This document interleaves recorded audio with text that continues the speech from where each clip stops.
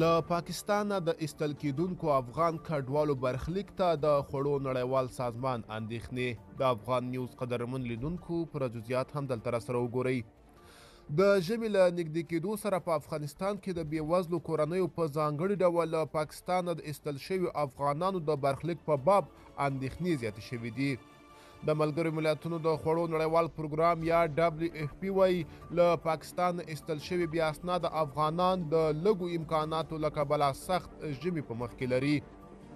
په افغانستان کې د دغې ادارې مشرې حساوي وي لی له رویټر اژانس سره په خبرو کې د دغو افغانانو د وضعیت په باب اندېښنه ښودلې او ویلي دي دوی له پاکستان نه ایستل شوي بې اسناده افغانان تر ټولو بد وضعیت کې بې له دې چې خواړه ولري په لږو سرچینو او د ژوند لپاره د مناسب ځای له نشتوالي سره راستنول کیږي دا ډیره سخته ده، ځکه په افغانستان کې سخت ژمي ته یوازې څو اونۍ پاتې دي. هغه هیواد چې له ویجاړونکو زلزلو، خراب اقتصاد او اقلیمي ستونزو سره مخامخ دی. پاکستان له خپلې خاورې د 1 میلیون او ولکه بې اسناده افغانانو د ایستلو بهیر د نومبر میاشتې له لومړۍ نیټې پیل کړ. اجمل له هغو کسانو و چې پاکستان د همدغه اعلان شوي بهیر پر مهال په زوره ایستی. هغه وایي چارواکو یوازې 2 ساعته وخت راکړ چې له پاکستان نه ووځو. خپل سامانونه مو په یوه لارۍ کې واچول او په بیړه له پاکستان نه ووتلو.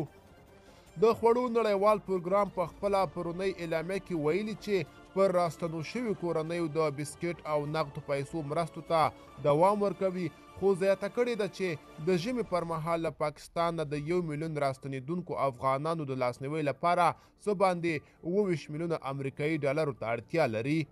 دغه سازمان ویلي چې روانه میلادي میاشت یې له 2.5 لکه کسانو سره مرسته کړې ده.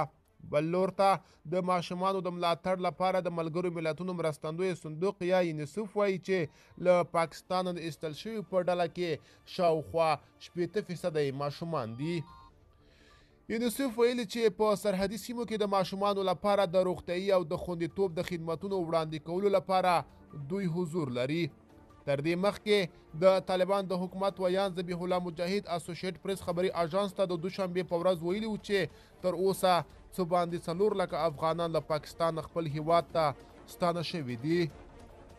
الو